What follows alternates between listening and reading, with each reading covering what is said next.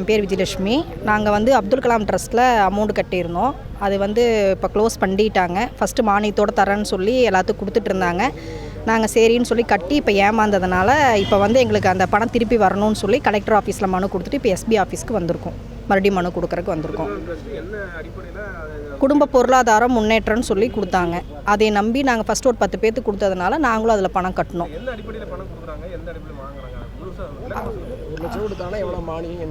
1 லட்சம் ரூபா. இப்போ 5000 ரூபா கட்டினா 1 லட்சம் ரூபா தருவாங்க. அந்த 1 லட்சம் ரூபாய் வந்து நாங்கள் 40,000 ரூபா வந்து மானியம், மீதி வந்து 60,000 ரூபா மட்டும் நாங்கள் கட்டினா போதும். அது வந்து மாதத்தவணையில் கட்டுறது அந்த மாதிரி சொன்னாங்காட்டி முதல்ல ஒரு 10 பேர் வாங்கியிருக்காங்க.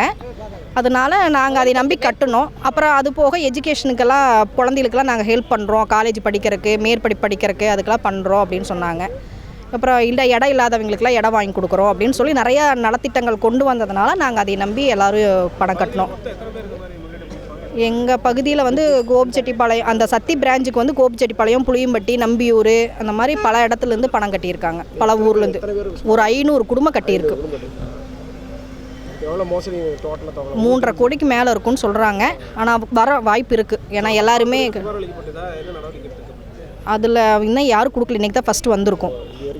கொடுக்கல. ஆமாம், நாங்கள் எல்லோரும் சேர்ந்து வந்திருக்கோம். விஜயலட்சுமி. அதில் 1 லட்சம் ரூபாய்க்கு வந்து 5000 ரூபாய் கட்டினா அமௌண்ட் தரோம். அதில் வந்து 1 லட்சம் ரூபாய்க்கு 40,000 ரூபா மானியம்னு சொன்னாங்க. அந்த குடும்ப பெண்கள் முன்னேற்ற பொருளாதார கழகம்னு சொல்லி தான் அவங்க ஆரம்பித்தாங்க. அதில் டியூஷன் இது மாதிரிலாம் எடுத்து குழந்தைகளுக்கெல்லாம் இது பண்ணி முதல்ல ஒரு 10 பேருக்கெல்லாம் கொடுத்தாங்க. அதனால் சரி நாங்களும் கரெக்டாக கொடுக்குறாங்கன்னு நினச்சிட்டு தான் நாங்களும் 25 ரூபா கட்டினோம். அப்புறம் பார்த்திங்கன்னா அவங்க இதை அப்போ தரேன்னு சொல்லிட்டு கிட்டத்தட்ட இப்போ 2.5 வருஷம் ஆயிடுச்சு. 10ஆம் தேதி தரோம், 15ஆம் தேதி தரோன்னு கேட்குறப்பெல்லாம் ஒரு டைம் சொல்லிகிட்டே இருந்தாங்க. அப்புறம் வந்து கேட்கும்போது அவங்க மேலே ரூபன் சொல்லிட்டு ஒருத்தர் கோயம்புத்தூரில் தான் ஹெட் ஆஃபீஸு, அவங்ககிட்ட அவங்க வந்து தான் தருவாங்க பண்ணுவாங்கன்னு சொன்னாங்க. பணம் கட்டின 3 மாதத்தில் தரேன்னு சொல்லி 90 நாளில் தரேன்னு சொல்லி தான் நாங்கள் அமௌண்ட் கட்டினது. ஆனால் அதுக்கப்புறம் அவங்க இப்போ வரைக்கும் எந்த அமௌண்ட்டும் கொடுக்கல. நாங்கள் கேட்டப்போ சரியாக பதிலும் இல்லை. இதை தரேன்னு சொல்லி நாள் போயிட்டே இருந்துச்சு. இப்போ ஆஃபீஸும் க்ளோஸ் பண்ணிட்டாங்க. அதனால தான் இப்போ நாங்கள் ஈரோடு கலெக்டர்கிட்ட கம்ப்ளைண்ட் கொடுக்கறதுக்காக வந்திருக்கோம். 3.5 கோடிங்க. இதில் ஒரு 500 பேர் கட்டியிருக்கோம். 500 குடும்பம் கட்டி.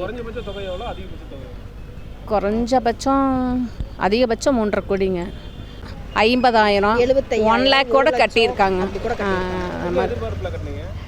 சரி, இதில் ஒரு மானியம் கிடைக்குது. 2வது வந்து வட்டி இல்லாத கடனாக இருக்கே அப்படின்னு சொல்லி தான் அது கொடுத்தாங்க. ஃபஸ்ட்டு ஒரு 10 பேர் கொடுத்தாங்க. அவங்க ரிட்டர்ன் கட்டிகிட்டு இருந்தாங்க. அதை வச்சு தான் நாங்களும் சரின்ட்டு கொடுத்தோம்.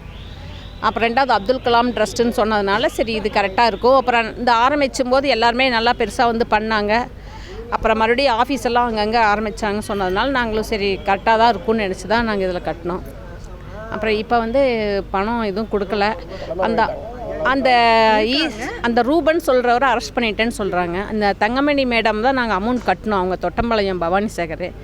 அவங்க கேட்டால் இப்போ வந்து எனக்கு தெரியல அப்படின்னு சொல்லிட்டு ஆஃபீஸை க்ளோஸ் பண்ணிவிட்டு இப்போ வீட்டில் இருக்கிறாங்க. அவங்க வந்து எனக்கு மன உளைச்சலாக இருக்குது, எங்கிட்ட யாரும் பணம் கேட்க வேண்டாங்கன்னு அவங்க நோட்டீஸ் விட்டுட்டாங்க எல்லாத்துக்கும். அதனால தான் நாங்கள் இங்கே கேட்கலான்னு சொல்லி வந்திருக்கோம். ஆஃபீஸை மூடிட்டாங்க.